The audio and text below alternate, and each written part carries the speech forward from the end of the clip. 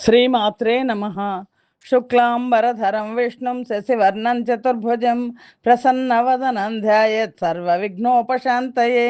శ్రీవిద్యాం జగతాం ధాత్రీం సర్గస్థితిలయేశ్వరీం నమామి లలితాం నిత్యాం మహాత్రిపురసుందరీం. కృష్ణాయ వాసుదేవాయ దేవకీ నందనాయ చ నందగోపకుమారాయ గోవిందాయ నమో నమః.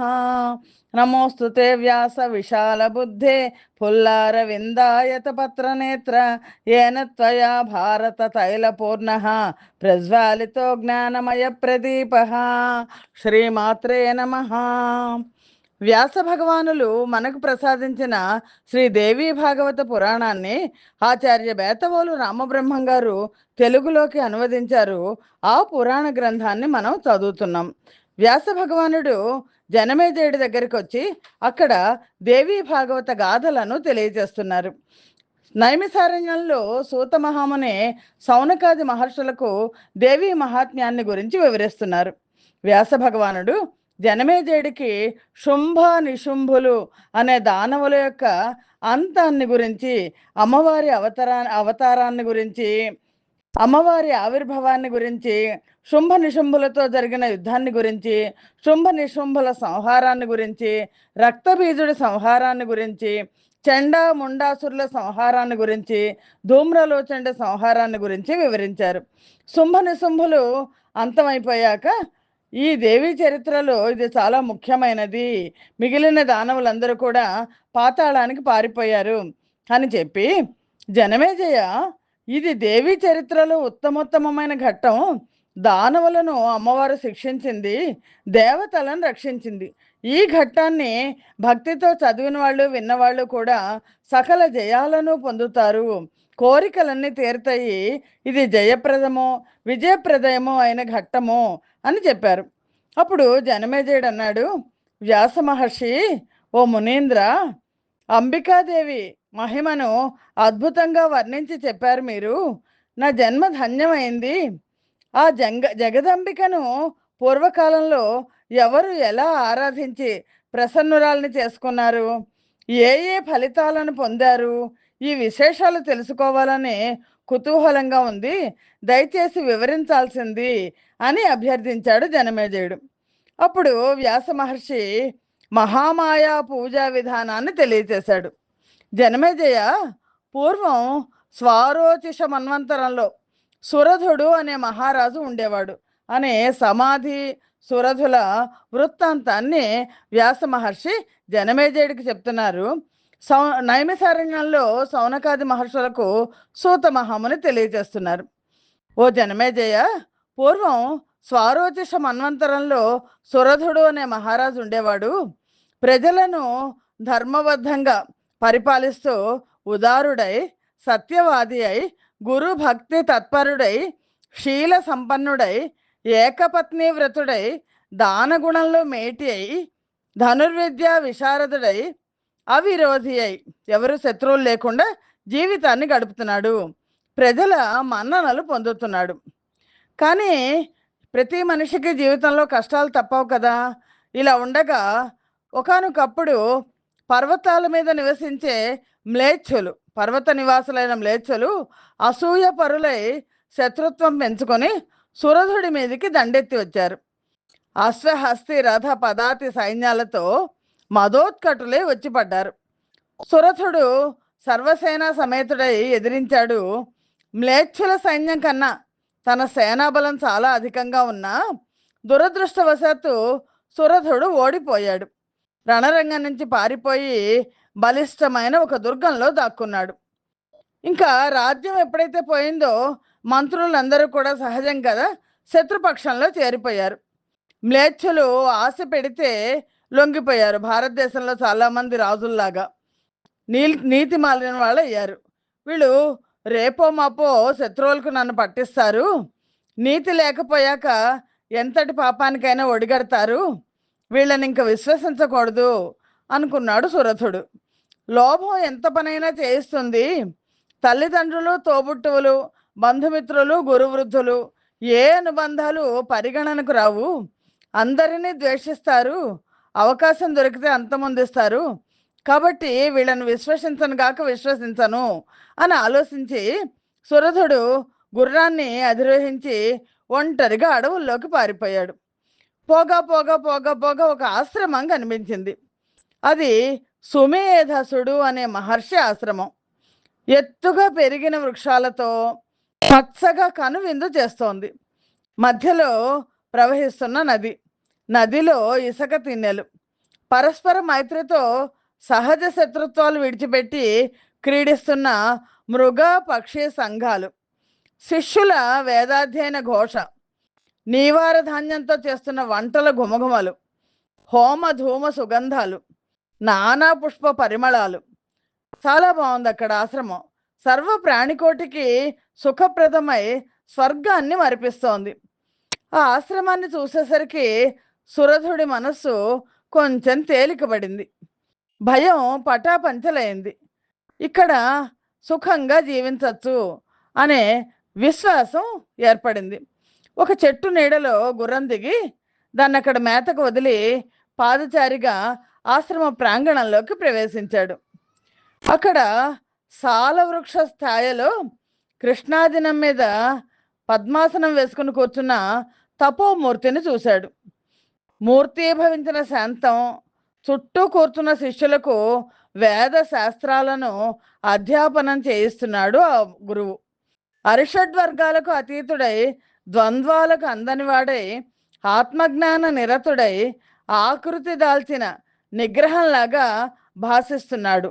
ఆ సుమేధసుడు అనే మహర్షిని చూడగానే సురథుడి కళ్ళు చెమ్మగిల్లాయి.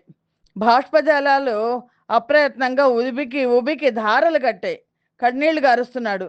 అది దుఃఖమో ఆనందమో ఆత్మ ప్రక్షాళనమో తెలియటం లేదు.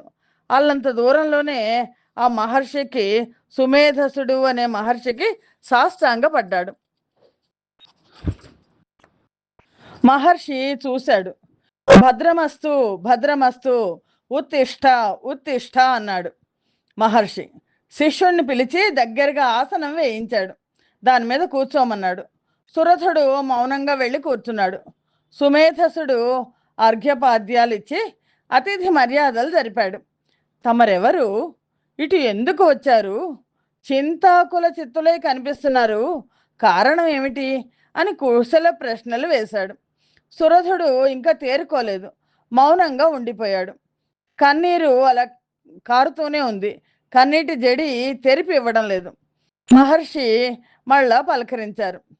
సంశయించకండి, మనస్సులో ఉన్న బాధ ఏమిటో చెప్పండి. ఏదైనా పని మీద వచ్చి ఉంటే పర్వాలేదు, చెప్పండి. అది ఎంతటి అసాధ్యమైన మీ కోరిక తీరుస్తాను. గోప్యం కాకపోతే చెప్పండి అన్నాడు సుమేధసుడు. అప్పటికి సురథుడు కొంచెం తెప్పరిల్లాడు. తేరుకున్నాడు. పెదవి కదిపాడు. మహర్షి, నన్ను సురథుడు అంటారు. నేనొక సామ్రాజ్యానికి రాజును. శత్రువుల చేతిలో ఓడిపోయాను. రాజ్యాన్ని, రాజధానిని, పట్టమహిషిని వదిలేసి ఇటువైపు పారిపోయి వచ్చాను. నిన్ను శరణు వేడుతున్నాను. నువ్వే రక్షకుడివి. అన్యథా శరణన్నాస్తి. నువ్వు ఏది ఆజ్ఞాపిస్తే అది భక్తితో ఆచరిస్తాను. శత్రువులకు దారుణంగా భయపడి నీ సమీపానికి పారిపోయి వచ్చాను. శరణాగత వత్సల, రక్షించు, నన్ను రక్షించు అంటూ మళ్ళా కాళ్ళ మీద పడ్డాడు. సుమేధసుడు లేవనెత్తి దగ్గరగా కూర్చోబెట్టుకున్నాడు. అభయం ఇచ్చాడు. సురథ మహారాజా, మీరు ఈ ఆశ్రమంలో నిర్భయంగా నివసించండి. ఇక్కడ ఏ శత్రుభయమూ లేదు, ఉండదు. ఇక్కడికి వచ్చేవారంతా తపోబల సమన్వితులు. హింస అనేది ఈ దరిదాపులకు కూడా రాదు. వనవృత్తితో జీవించే వాళ్ళమే అందరము. నీవార కందమూల ఫలాలతోనే మా జీవనం. మీరు వాటితోనే గడపాలి మరి అన్నాడు. సురథుడు సంబరపడుతూ ఆ నియమానికి అంగీకరించి ఆశ్రమవాసి అయ్యాడు. కందమూల ఫలాలతో శుచిగా జీవిక సాగిస్తున్నాడు. కొంతకాలం గడిచింది. ఒకనాడు ఎందుకనో హఠాత్తుగా సురథుడి మనస్సు పాత జ్ఞాపకాలలోకి వెళ్ళింది. గాలి ఇంటి మీదకు మళ్ళింది. రాజ్యం పాపాత్ములైన మ్లేచ్ఛుల చేతిలోకి వెళ్ళిపోయింది. ఆ సిగ్గులేని దుర్మార్గులు ప్రజల్ని ఏం పీడిస్తున్నారో ఏమో. నా ఏనుగులు, గుర్రాలు మేత లేక చిక్కి శల్యమైపోయి ఉంటాయేమో. ఆ సేవకులందరూ ఆ మ్లేచ్ఛులకు వశవర్తులైపోయి ఉంటారు. నేనున్నప్పుడు ఎంతో ఆనందంగా ఉల్లాసంగా ఉండేవాళ్ళు. బహుశా ఇప్పుడు ఏడుస్తూ చాకిరీ చేస్తుంటారు. నేను సంపాదించి పెట్టిన కోశాగారం ఈ పాటికి ఖాళీ అయిపోయి ఉంటుంది. ద్యూత క్రీడలకు, మద్యపానాలకు, వ్యసనాలకు, విలాసాలకు ఖర్చు పెట్టేసి ఉంటారు. ఆ మ్లేచ్ఛులు పాత్రులకు దానం చేసి ఉంటారు అని నేను అనుకోను. మంత్రులు వారికి వంత పాడుతూ అలాగే అయిపోయి ఉంటారు అని దిగులు పడుతున్నాడు సురధుడు. ఒక చెట్టు నీడలో తీరుబాటుగా కూర్చొని సురధుడు ఇలా మదన పడుతున్నాడు. ఇలా ఆలోచిస్తూ ఉంటే అటువైపుగా ఒక మనిషి వచ్చాడు. ఒక వైశ్యుడు దిగులుగా నడుచుకుంటూ అటువైపు వచ్చాడు. సురధుడిని చూడగానే కాస్తంత కుదుటపడ్డాడు. చేరువకు వచ్చి మెల్లగా కూర్చున్నాడు. సురధుడు అడిగాడు, ఎవరు నువ్వు? ఎందుకు దిగులు పడుతున్నావు? ఇలా వచ్చావేంటి? భయపడకు, నిజం చెప్పు, నేను నీ మిత్రుణ్ణి. 7 మాటలు మాట్లాడితే చాలు మైత్రి ఏర్పడుతుంది అంటారు కదా, చెప్పు అని అడిగాడు సురధుడు. సురధుడు రాజు, ఆ వైశ్యుడు వ్యాపారస్తుడు. ఆ పలకరింపుతో వైశ్యుడికి ధైర్యం వచ్చింది. ఒక ఆత్మీయత స్ఫురించింది. అతను తన కష్టాలు చెప్పుకోవడం మొదలుపెట్టాడు. మిత్రమా, నేను వైశ్య జాతీయుణ్ణి. నా పేరు సమాధి. బాగా ధనవంతుణ్ణి, సత్యవాదిని, ధర్మతత్పరుణ్ణి. అయితేనేమి, ఇవాళ నా బతుకు ఇలా అయిపోయింది. నా పెళ్ళాం బిడ్డలే నన్ను ఇంట్లోంచి వెళ్ళగొట్టారు. ధనలోభం వారితో ఈ పని చేయించింది.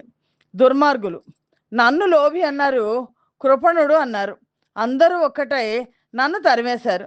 ఏమి చేయడానికి తోచక ఇలా అడవిలోకి వచ్చేశాను. తమరి దర్శనమైంది. ఇంతకీ తమరెవరో తెలుసుకోవచ్చా? గొప్ప భాగ్యవంతుల్లా కనబడుతున్నారు అన్నాడు సమాధి. సురధుడు తన వృత్తాంతం క్లుప్తంగా చెప్పాడు.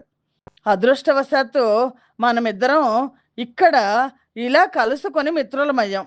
ఈ అందమైన శుభప్రదమైన ఆశ్రమంలో, ఈ అరణ్యంలో మనం నిర్భయంగా విహరించవచ్చు. అయింది ఏదో అయింది, ఇంకా దుఃఖించకు.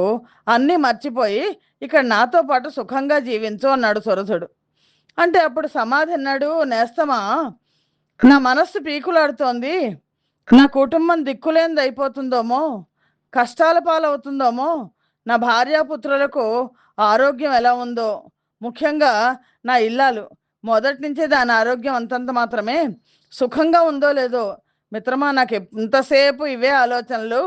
నేను వాళ్ళకి అక్కర్లేకపోయాను కానీ నేను మాత్రం వాళ్ళని మర్చిపోలేకపోతున్నాను. ఇది సహజంగా బంధువుల్లో జరుగుతూనే ఉంటుంది. కొంతమంది మనని వద్దనుకుంటారు, మనం వాళ్ళు కావాలని అనుకుంటాం. ఇలా చాలా బెంగగా ఉంది. సుఖంగా ఎలా ఉండగలను చెప్పు? ఎప్పుడింటికి వెళ్తానో, ఎప్పుడు నా వాళ్ళని చూడగలుగుతానో అన్నాడు. అప్పుడు సురధుడు అన్నాడు, ఓ సమాధి, ఓ వైశ్యోత్తమ, ఏమిటి నీ వెర్రి?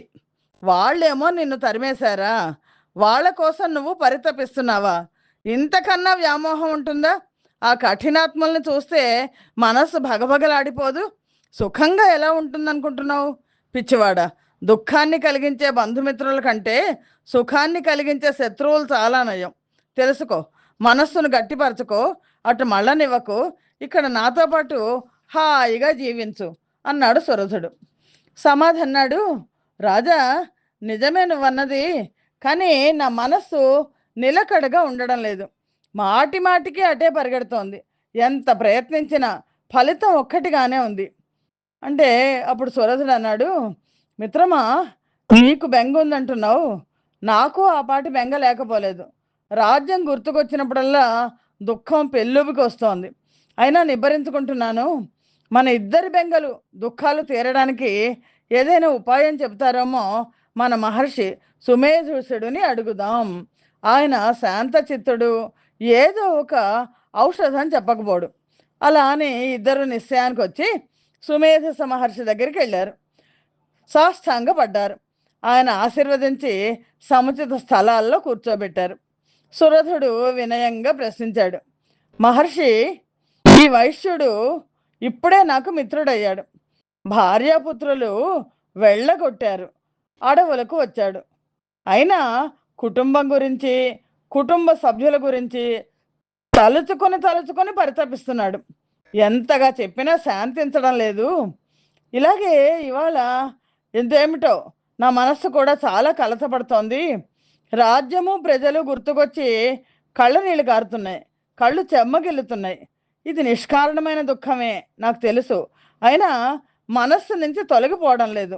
ఏనుగులు చిక్కిపోయాయేమో, గుర్రాలు చచ్చిపోయాయేమో, సేవకులు ఎలా ఉన్నారో, ఇవే ఆలోచనలు ఎంతకీ వదలకుండా వేధిస్తున్నాయి. స్వేచ్ఛలు నా కోశాగారాన్ని నాశనం చేసేస్తున్నారేమో అని మనస్సు కుమిలిపోతోంది. నిద్ర పట్టడం లేదంటే నమ్ము. ఇన్ని రోజులు నువ్వు చేసిన ఉపదేశాల వల్ల ఈ జగత్తు మిథ్య అని తెలుసుకున్నాను, ఇది స్వప్న సదృశం అని తెలుసుకున్నాను. అయినా సరే మనస్సు భ్రాంతిని వదలడం లేదు, స్థిరంగా నిలబడడం లేదు. నేనెవరిని? ఈ గుర్రాలు ఏనుగులు ఏమిటి? అవి ఏమన్నా నాకు తోబుట్టువులా, కొడుకులా, స్నేహితులా? ఏమీ కాదు కదా. ఇవంతా తెలుసు నాకు, అయినా వాటి కోసం ఏడుస్తున్నాను. భ్రమ అని తెలిసి ఏడుస్తున్నాను, విలపిస్తున్నాను, దుఃఖిస్తున్నాను. మనస్సు నిలకడ చిక్కడం లేదు, మోహం వదలడం లేదు. ఎంతగా వదులుకుందామన్నా సాధ్యపడడం లేదు. మహర్షి, ఏమిటి దీనికి కారణం? ఆ అద్భుతం ఏంటో మీరే చెప్పాలి. మీరు సర్వజ్ఞులు, మా సంశయాలు తీర్చాలి. నా మోహ విభ్రాంతికి కారణం ఏమిటో తెలియచెప్పండి అని అన్నాడు సురథుడు. సుమేధసుడికి సురథుడి ఆవేదన, ఆర్తి అర్థమయ్యాయి. అతడి శోకమోహాలను తొలగించే జ్ఞానోపదేశం చెయ్యాలి అనుకున్నాడు. ప్రేమగా, లాలనగా నవ్వుతూ ఆప్యాయంగా పలికాడు. మహారాజా, మోహ మోక్షాలకు కారణం ఏమిటో తెలియజేస్తున్నాను, ఆలకించు. మహామాయ అని ఒక శక్తి ఉంది. అమ్మవారు సకల చరాచర వస్తుజాలానికి ఉత్పత్తి హేతువు ఆ తల్లి. ఆ శక్తి బ్రహ్మాది దేవతలు, అష్టదిక్పాలకులు, సూర్యచంద్రులు, గంధర్వ, ఉరగ, యక్ష, కిన్నర, దానవ, మానవ జాతులు, వివిధ వృక్ష వల్లి వితానాలు, పశువులు, పక్షులు, ఒకటేమిటి సమస్త ప్రాణికోటి మాయాధీనమే. మాయాధీనమైన ప్రతి ప్రాణికి బంధ మోక్షాలు తప్పవు. ఆ మాయాశక్తి కల్పించిందే మోహజాలం. ఈ వలలో పడేసి ప్రాణికోటిని అంతటిని తన అధీనంలో ఉంచుకొని ఆట ఆడిస్తోంది ఆవిడ. బ్రహ్మాది దేవతా నాయకులే ఈ మాయను ఛేదించుకోలేకపోతున్నారు. మానవ మాత్రుడు నువ్వొకడవు ఏపాటి? అందున క్షత్రియుడవు, రజోగుణ ప్రధానుడవు అని సుమేధసుడు సురథుడికి సమాధికి చెప్పడం మొదలుపెట్టాడు. సుమేధసుడు ఇలా చెప్తున్నాడు. చతుర్ముఖ చతుర్భుజుల మోహ విభ్రాంతి గురించి చెప్తున్నాడు. ఆ మాయాశక్తి జ్ఞానుల మనస్సులను కూడా సమ్మోహపరుస్తూ ఉంటుంది. ఒకసారి బ్రహ్మదేవుడు, పరమేశ్వరుడు, వాసుదేవుడు వీళ్ళందరూ జ్ఞానులు కదా, వీళ్ళే సమ్మోహితులై అనురాగ విభ్రాంతిలో మునిగారు. ఆ కథ తెలియచేస్తాను, వినండి. పూర్వం సత్యయుగంలో ఒకప్పుడు నారాయణుడు శ్వేతద్వీపానికి వెళ్ళి స్వయంగా మహాతపస్సు చేశాడు. బ్రహ్మ విద్యను తెలుసుకోవాలని అతని కోరిక. బ్రహ్మదేవుడు కూడా తపస్సు చేశాడు. అనశ్వరము, శాశ్వతము అయిన సుఖాన్ని తెలుసుకోవాలని అతడి వాంఛితం. కొంతకాలం తపస్సు చేశాక నారాయణుడు స్థలం మార్చాడు. అదే ద్వీపంలో మరొక ప్రదేశంలో కూర్చుని తపస్సు సాగించేశాడు. అలాగే బ్రహ్మదేవుడు కూడా అలాగే స్థలం మార్చాడు. ఈ సంరంభంలో మార్గ మధ్యంలో ఇద్దరు తారసపడ్డారు. నువ్వెవరు అంటే నువ్వెవరు అనుకున్నారు. నేను ఈ జగత్తుకు సృష్టికర్తను అన్నాడు చతుర్ముఖుడు. మూర్ఖుడా, నువ్వు సృష్టికర్తవేంటి? నేనే సృష్టికర్తను అన్నాడు నారాయణుడు. నువ్వెంత, నీ శక్తి ఎంత? నీదంతా రజోగుణం. నేను సత్వగుణం మూర్తిభవించిన వాసుదేవుణ్ణి తెలుసా? సనాతనుణ్ణి తెలుసుకో. ఒకప్పుడు మధుకైటభులు నిన్ను చంపబోతే నేనే రక్షించాను, గుర్తు తెచ్చుకో. మోహంలో పడిపోయి గర్వించి మాట్లాడకు, అది మంచిది కాదు. ఈ సృష్టిలో నాకంటే గొప్పవాడు లేడు, ఇది సత్యం గుర్తించు అన్నాడు నారాయణుడు. ఇలాగా బ్రహ్మదేవుడికి విష్ణుమూర్తికి మధ్య వివాదం చెలరేగింది. ఇద్దరికి కోపంతో కళ్ళు ఎరిపెక్కాయి, పెదవులు వణికాయి. నేను గొప్ప అంటే నేనే గొప్ప అని కలహించుకుంటున్నారు. అంతలోకి ఇద్దరికి మధ్యలో ఒక లింగాకారం ఆవిర్భవించింది.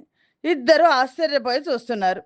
అశరీరవాణి చెప్పింది, ఓ బ్రహ్మదేవా, ఓ మహావిష్ణువు, వివాదం చాలించండి. మీ ఇద్దరికి ఒక పోటీ పెడుతున్నాను, ఆలకించండి. ఈ లింగానికి అంతం చూసి రావాలి. చూసి ఎవరు ముందుగా వస్తే వాళ్ళు గెలిచినట్లు, వాళ్ళు గొప్పవారైనట్లు. ఇద్దరు చెరోవైపు ప్రయాణం సాగించండి అని అశరీరవాణి చెప్పింది. ఈ ఆకాశవాణి మాటలు వినడంతో మహావిష్ణువు ఆ లింగం వెంట పాతాళానికి ప్రయాణమయ్యారు. బ్రహ్మదేవుడు పైకొస చూసి రావడానికి ఆకాశం వైపు కదిలారు. విష్ణుమూర్తి ఎంత దూరం ప్రయాణించినా లింగం మొదలు కనిపించలేదు. అలసిపోయి విసిగిపోయి వెనక్కి తిరిగి వచ్చేశాడు. బ్రహ్మదేవుడికి అంతే. అగ్రం ఎక్కడుందో కనిపించలేదు. కానీ శివుడి నెత్తి నుంచి జారిపడ్డ ఒక మొగలి రేకు దొరికింది. అది పుచ్చుకొని తిరిగి వచ్చేశాడు. లింగ అగ్రభాగం దర్శించి వచ్చాను. ఇదిగో ఈ కేతకీ దళం అక్కడ దొరికింది, నిదర్శనంగా తీసుకొచ్చాను అన్నాడు. విష్ణుమూర్తి ఒప్పుకోలేదు. దీనికి సాక్షి ఎవరు అని గద్దించాడు. ఏదైనా వివాదం చెలరేగినప్పుడు సచ్చీలుడు, సర్వసముడు, యథార్థవాది అయిన మేధావిని సాక్షిగా అంగీకరించడం అన్ని చోట్ల ఉన్నదే కదా. నువ్వు లింగాగ్రం చూసి వచ్చానడానికి, ఈ కేతకీ దళం అక్కడిదే అనడానికి సాక్షి ఎవరో చెప్పు అని నిగదీశాడు నారాయణుడు. అంతటి సుదూర ప్రదేశం నుంచి నీకోసం సాక్షి ఎవడొస్తాడు? నేను చెప్పేది సత్యమే అయితే ఇదిగో ఈ మొగల్ రేఖే సాక్ష్యం పలుకుతుంది అన్నాడు ధీమాగా చతుర్ముఖుడు. మొగల్ రేకు చాలా స్పష్టంగా సాక్ష్యం చెప్పింది. శివుడు శిరస్సు నుంచి నేను వస్తున్నాను, నన్ను ఈ బ్రహ్మదేవుడు తీసుకొచ్చాడు. ఇది సత్యం, ఏ సందేహము లేదు. శ్రీహరి నా మాట నమ్ము, బ్రహ్మదేవుడు లింగాగ్రం చూసి వచ్చాడు అని అంది. అయినా నారాయణుడు విశ్వసించలేదు. నీ మాట నమ్మను, నాకు శివుడే ప్రమాణం, అతడే చెప్పాలి అని మొండికేశాడు. ఈ సంభాషణలు అన్నీ వింటున్న శివుడికి మొగల్ రేకు మీద కోపం వచ్చింది. కేతకి, అసత్యాలు చెప్పకు. నా శిరస్సు నుంచి జారిపడి సగ దూరంలో బ్రహ్మదేవుడికి నీవు దొరికావు, ఇది సత్యం. బ్రహ్మకు అనుకూలంగా అసత్యం పలికి కూట సాక్ష్యం చెప్పావు కనుక నిన్ను నేను పరిత్యజిస్తున్నాను. ఇక నుంచి నువ్వు నా పూజకు అర్హురాలువి కాదు అన్నాడు మహాదేవుడు. చతుర్ముఖుడు సిగ్గుతో తలంచుకున్నాడు. మధుసూదనుడికి శిరస్సు వంచి నమస్కరించాడు. సురధ, మాయాశక్తి అంతటిది. సుమేధసుడు చెప్తున్నాడు. జ్ఞానులనుకున్న పద్మనాభ పద్మగర్భులే ఇలా మోహ విభ్రాంతులు అవుతున్నారు. ఇంకా మనబోటి సామాన్యుల మాట చెప్పాలా? దేవకార్య సిద్ధి కోసం ప్రతి యుగంలోనూ శ్రీమన్నారాయణుడు దానవులను అంతం చేస్తూనే ఉన్నాడు అని.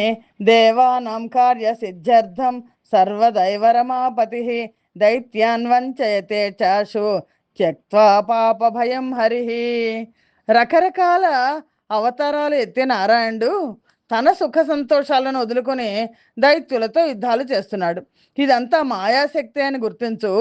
ఎంతటి జ్ఞానుల హృదయాలనైనా ఆ మాయా ప్రకృతి బలవంతంగా ఆకర్షించి మోహంలో పడదోస్తుంది. చరాచర ప్రాణికోటిలో అంతటా వ్యాపించి ఉన్న మాయాశక్తి కేవలం మోహద మాత్రమే కాదు, జ్ఞానప్రద కూడా ఆవిడే. మోహానికి మోక్షానికి ఆ మాయాశక్తే కారణం. జ్ఞాని నామపి చేతాంసి పరమ ప్రకృతి కిల బలాదాకృష్య మోహాయ ప్రయచ్చతి మహీపతే యయా వ్యాప్తమిదం సర్వం భగవత్యాచరాచరం మోహదా జ్ఞానదా సైవ బంధమోక్షప్రదా సదా. ఓ సుమేధ మహర్షి సుమేధసుడితో సురధుడు అంటున్నాడు, ఆ మాయాశక్తి గురించి దయచేసి మరింత విపులీకరించండి. ఆవిడ బలం ఎలాంటిది? ఉత్పత్తి కారణం ఏంటి? స్థావరం ఏది? ఇవన్నీ తెలుసుకోవాలని మనస్సు ఉవ్విళ్ళూరుతోంది, తెలియపరచండి స్వామి అని సురధుడు అభ్యర్థించాడు. అప్పుడు సుమేధసుడు వివరించడం మొదలెట్టాడు. మహారాజా, ఆ మాయాశక్తికి పుట్టుక అంటూ ఏదీ లేదు. ఆమె పూర్తిగా అనాది, అనంతం, నిత్యస్వరూపిణి. కారణాలన్నింటికీ ఆది కారణం. సర్వభూతాలలోనూ సర్వాత్మకంగా ఉంటుంది ఆ శక్తి. అదే లేకపోతే ప్రాణి శవం అయిపోతుంది. ఏ వస్తువుకు ఏ రూపమో అందులో ఉండే శక్తికి అదే రూపం. అందుచేత అనంత రూపిణి ఆ చిత్ శక్తి. అయితే దేవతా కార్యసిద్ధి కోసం ఆ పరాశక్తి ఒక్కొక్కసారి ఒక్కొక్క రూపం ధరించి అవతరిస్తూ ఉంటుంది. ఆ రూపాన్నే దేవతలు మానవులు స్తుతిస్తూ ఉంటారు, ఆరాధిస్తూ ఉంటారు. ఆవిర్భావ తిరోభావాలు ఆవిడకి స్వాధీనాలు, ఇచ్ఛాధీనాలు. ఎప్పుడు ఏ రూపంలో అవతరించాలనుకుంటే ఆ రూపంలో అవతరిస్తుంది. ధర్మార్థ కామ మోక్షాలను ప్రవర్తింపజేసే ఆ మహాదేవి కాలానికి దైవానికి అతీతురాలు. ఈ జగత్తంతా ఒక దృశ్యం. అకర్త అయిన పురుషుడు ద్రష్ట. ఈ దృశ్యానికి జనని ఆ మాయాశక్తి. దీన్ని సృష్టించి ఈ బ్రహ్మాండ నాటకాన్ని ఆడిస్తూ పురుషుణ్ణి రంజింపజేస్తోంది. ఇలా రంజింప చేసి చేసి హఠాత్తుగా ఒకనాడు ఉపసంహరిస్తుంది. ఇది ఆవిడకు ఒక క్రీడా వినోదం. బ్రహ్మ విష్ణు మహేశ్వరులు నిమిత్త మాత్రులు, వీరిని పరాశక్తియే కల్పించి ఆయా పనులు చేయిస్తోంది. అదొక లీలా విశేషం. తన అంశని వారిలో ప్రవేశపెట్టి శక్తి సంపన్నులను చేస్తోంది. సరస్వతి లక్ష్మీ పార్వతి నామధేయాలతో తన అంశాలను వారికి జతకు వచ్చింది. నిరంతరం ఈ త్రిమూర్తులు ఆ పరాశక్తిని ధ్యానిస్తూ అర్చిస్తూ ఉంటారు, ఆనందం పొందుతూ ఉంటారు. ఇది మహేశ్వరి తత్వం, ఇది దేవి మహాత్మ్యం. నాకు తెలిసింది నీకు చెప్పాను, ఇంతకన్నా నాకు తెలియదు అన్నాడు సుమేధసుడు. సుమేధసుడు చెప్పినది విన్నాక సురథుడికి ఇంకా విశేషాలు తెలుసుకోవాలనిపించింది. ఆ దేవి ఆరాధన విధానం ఏమిటి, పూజా విధానం ఏమిటి, మంత్రాలు ఏమిటి, హోమాలు ఏమిటి, ఇవన్నీ తెలుసుకోవాలని నాకు కుతూహలం కలుగుతోంది అని మహర్షిని అభ్యర్థించాడు. సురథ సుమేధసుడు చెప్తున్నాడు. పూజా విధానం చెప్తున్నాను విను. కామదము, మోక్షదము, జ్ఞానదము అయిన దేవీ పూజ సర్వ దుఃఖ వినాశకం. ఉదయాన్నే స్నానం చేసి శుచిగా తెల్లని వస్త్రాలు కట్టుకొని ఆచమించి పూజలు ప్రారంభించాలి. ఇంటిలో ఒక చోట నేల శుభ్రం చేసి గోమయంతో అలికి ముగ్గులు పెట్టాలి. ఒక ఉత్తమ ఆసనాన్ని అక్కడ నిక్షేపించాలి. శక్త్యానుసారంగా పూజా ద్రవ్యాలను సమకూర్చుకోవాలి. ముమ్మారు ఆచమించి ప్రాణాయామం చేసి భూత శుద్ధిని నిర్వహించాలి. పూజా ద్రవ్యాలను, ఉన్నతాసనాన్ని మంత్రోదకాలతో సంప్రోక్షించాలి. ఆ ఉన్నతాసనం మీద తామ్రంతో తయారు చేసిన షట్కోణ యంత్రాన్ని ఉంచాలి. రాగితో చేయించిన శ్రీచక్రం, దానికి అష్టకోణ బహిర్మండలం ఉండాలి. నవాక్షర మంత్రాలను దాని మీద ఆయా స్థానాలలో లిఖించాలి. వేదోక్తంగా యంత్ర ప్రతిష్ఠ చేయాలి. పూజా మంత్రాలతో, పూజా ద్రవ్యాలతో అర్చన సాగాలి. ఏకాగ్ర చిత్తంతో, భక్తి ప్రపత్తులతో ఆగమోక్త ప్రకారంగా పూజను నిర్వహించాలి. నవాక్షర మంత్రాన్ని నిరంతరంగా జపిస్తూ ఉండాలి. దశాంశత హోమం చేసి దశాంశం తర్పణం చేయాలి. బ్రాహ్మణులకు దశాంశంగా భోజనాలు పెట్టాలి. దేవీ చరిత్రను పారాయణ చేయాలి లేదా చేయించాలి. అంటే 1,00,000 జపం చేస్తే అందులో 10,000 హోమం చేయాలి, 1000 తర్పణం చేయాలి, 100 మందికి భోజనాలు పెట్టాలి, దేవీ చరిత్రను పారాయణ చేయాలి. రాజా, దేవీ నవరాత్ర వ్రతం కూడా ఒకటి ఉంది. అది చాలా విశేషమైంది.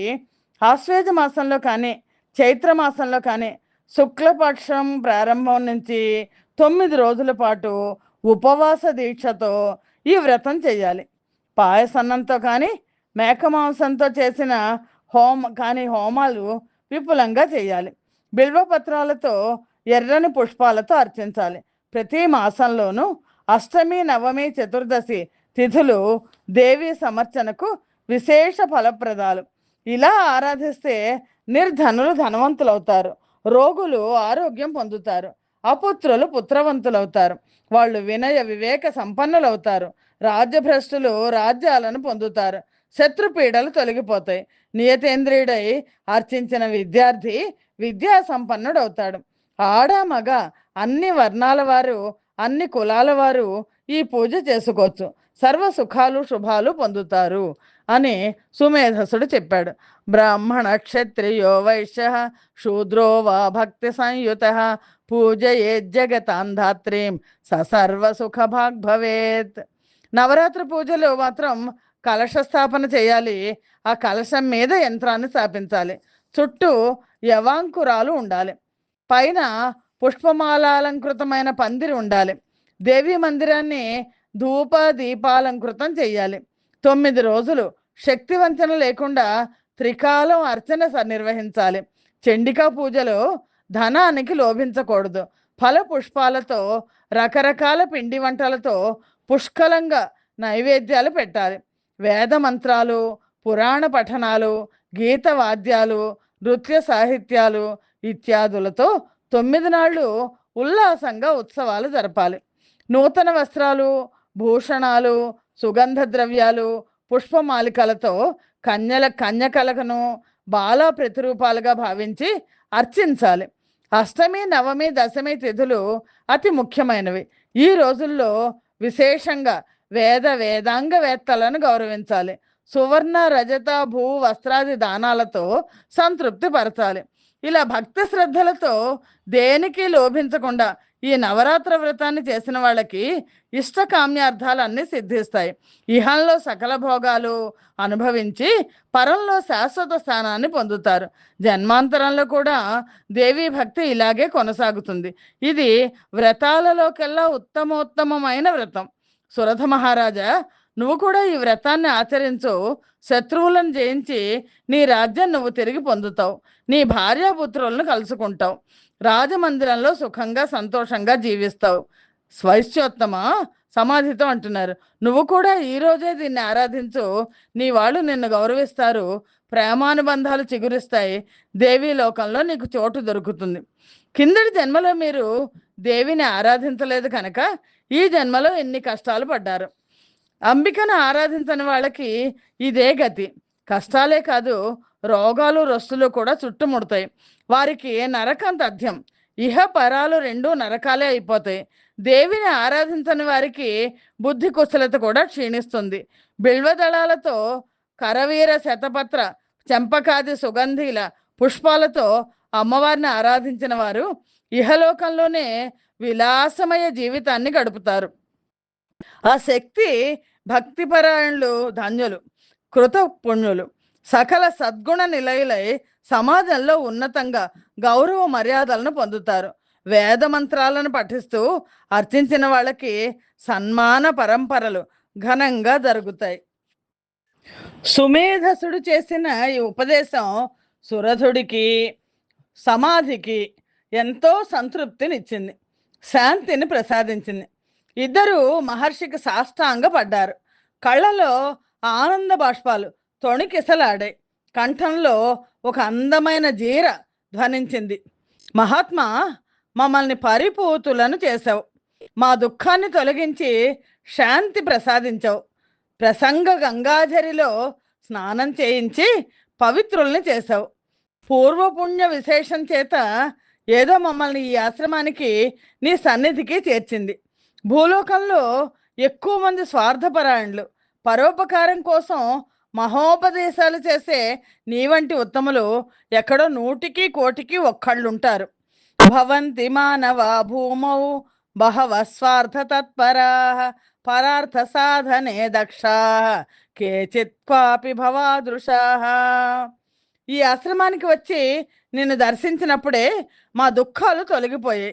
ఇప్పుడు నీ ఉపదేశ వాక్యాలు మానసిక దుఃఖాన్ని మొత్తంగా ఉపశమింపజేశాయి. ఇదే కృపతో, ఇదే దయతో, ఇదే వాత్సల్యంతో ఇక ముందు ఇలాగే విడవకుండా మా చెయ్యి పట్టుకుని నడిపించాల్సింది. భవసాగరాన్ని దాటించండి. ఇంతకాలం ఈది అలసిపోయాం. మంత్రోపదేశం చేసి మమ్మల్ని తరింపచేయండి.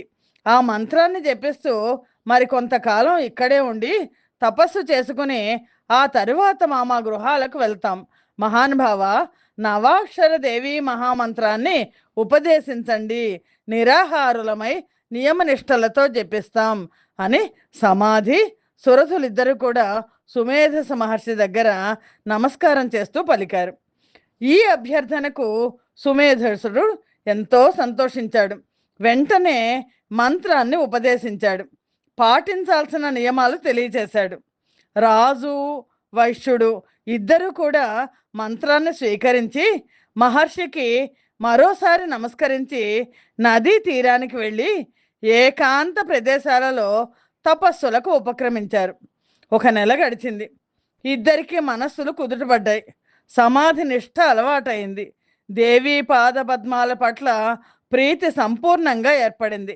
మధ్య మధ్యలో ఒక్కొక్కసారి వెళ్ళి మహర్షి పాదాలకు నమస్కారం చేసి వస్తున్నారు. వచ్చి యథావిధిగా మళ్ళా తపస్సులో కూర్చుంటున్నారు. ఇంకా ఏ పని లేదు. నిరంతరం మంత్రజపం, దేవీ ధ్యానం. సంవత్సరం గడిచింది. ఫలహారం విడిచిపెట్టి కేవలం పర్ణాహారులై మరో ఏడాది తపస్సు చేశారు. ఇద్దరికి ఒకే రోజు ఒకే సమయానికి జగన్మాత స్వప్న సాక్షాత్కారం అనుగ్రహించింది. అమ్మవారు కలలో కనిపించింది. రక్తమ్య మాల్యాంబరధారిణి. ఆ దర్శించిన దివ్యానుభూతితో పులకించిపోతూ మరొక సంవత్సరం పాటు తపస్సు కొనసాగించారు. ఇలాగ 3 ఏళ్లు గడిచాయి. ప్రత్యక్ష దర్శనం కోసం పరితపిస్తున్నారు. దేహత్యాగానికి సిద్ధపడ్డారు. సురథ మహారాజు చేతిపాటి లోతులో త్రికోణ రూపంగా ఉన్న ఒక కుండాన్ని సిద్ధం చేసుకున్నాడు. అందులో అగ్నిని రగిల్చాడు. ఇద్దరు చెరోవైపున కూర్చుని తమ శరీరంలో మాంసఖండాలను కోసి అగ్నిగుండంలో హోమం చేస్తున్నారు. రక్తంతో బలిప్రదానం చేస్తున్నారు. జగన్మాత ప్రత్యక్ష దర్శనం అనుగ్రహించింది. ఇద్దరు ఆనందం పట్టలేక భోరున విలపించారు. జగజ్జనని మృదువుగా పలకరించింది. రాజా, వైశ్య, మీ భక్తికి సంతోషించాను. మిమ్మల్ని నా భక్తులుగా స్వీకరిస్తున్నాను. ఏం కావాలో కోరుకోండి, వరం ఇస్తున్నాను అంది అమ్మవారు. శత్రుబలాన్ని ఓడించి తన రాజ్యం తనకు ఇప్పించమని సురధుడు కోరుకున్నాడు. తథాస్తు అంది అమ్మవారు. వెంటనే బయలుదేరి నీ రాజ్యానికి వెళ్ళు. శత్రువులు ఇప్పుడు బలహీనంగా ఉన్నారు. తేలికగా జయిస్తావు. నీ రాజ్యం నీకు దక్కుతుంది. ధర్మబద్ధంగా ఏలుకో. నీ మంత్రులు పశ్చాత్తప్త హృదయలే వచ్చి నీ పాదాల మీద పడతారు. నిష్కంటకంగా 1000 సంవత్సరాలు పరిపాలించిన నువ్వు తనువు చాలించాక సూర్యవంశంలో మనువుగా జన్మిస్తావు. వెళ్ళు అంది అమ్మవారు. వైశ్యుడు వినమిత గాత్రుడై నమస్కరించి, అమ్మా, నాకు ఇంకా ఇల్లు వాకిలి, ఇల్లాలు బిడ్డలు, ధనము ధాన్యము ఇవేవి వద్దు. ఇవన్నీ మోక్షానికి ప్రతిబంధకాలు. కనిపించని గాఢాబంధనాలు, స్వప్నాలు లాంటివి, అతి నశ్వరాలు. ఇవి నాకు పద్మబంధనాశకము, మోక్షప్రదము అయిన విశ్వద జ్ఞానాన్ని అనుగ్రహించు. నిస్సారమైన ఈ సంసారంలో మునిగి తేలే మూఢత్వం నాకు అక్కరలేదు. తరుణోపాయం అర్థిస్తున్నాను అన్నాడు.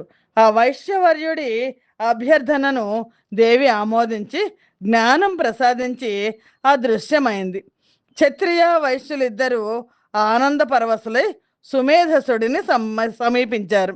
భక్తితో నమస్కరించారు. అంతలోకే సురథ మహారాజు గారి మంత్రులు రథ అశ్వాలపై వచ్చి పాదాభివందనాలు చేశారు. మ్లేచ్చులు అంతరించిపోయారని, రాజ్యం ఇప్పుడు నిష్కంటకమైందని విన్నవించి రాజధానికి వచ్చి సింహాసనం అధిష్ఠించి పరిపాలన సాగించమని అభ్యర్థించారు. సురథుడు మహర్షి దగ్గర ఆశీస్సులు అనుజ్ఞను అందుకుని రాజ్యానికి వెళ్ళిపోయాడు. భార్య, బంధు, మిత్ర వర్గాలను కలుసుకొని యథావిధిగా పరిపాలన సాగించాడు. వైశ్యుడు మహాజ్ఞాని అయి నిస్సంగుడై అదే ఆశ్రమంలో చాలా కాలం ఉండి అటు పైన తీర్థయాత్రలు చేస్తూ దేవీ మహాత్మ్యాన్ని బహుధా గానం చేస్తూ కాలం గడిపాడు. కడపటికి ముక్తి పొందాడు అని వ్యాస మహర్షి చెప్పారు. జనమేజయ, దేవీ చరిత్రలో ఇదొక అద్భుతమైన కథ. దేవీ ఆరాధనకు ఫలితం ఎలా ఉంటుందో తెలియజెప్పే పవిత్ర గాథ.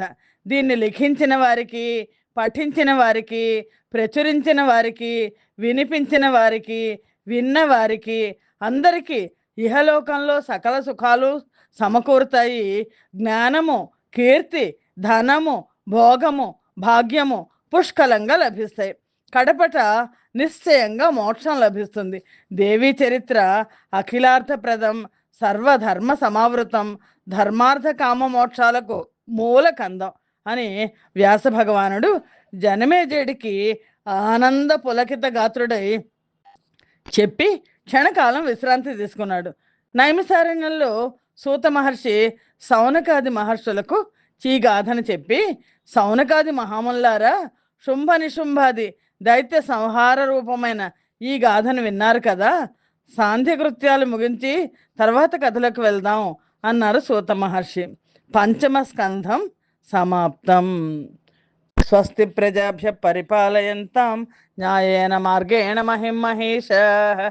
గోబ్రాహ్మణేభ్య శుభమస్తు నిత్యం. లోకా సమస్తా సుఖినో భవంతు. సర్వం శ్రీమాత చరణారవిందార్పణమస్తు. యదక్షర పదభ్రష్టం మాత్రహీనం తేద్భవేత్ తత్సర్వం క్షమ్యతాం దేవి నారాయణి నమోస్తుతే. శ్రీమాత్రే నమః.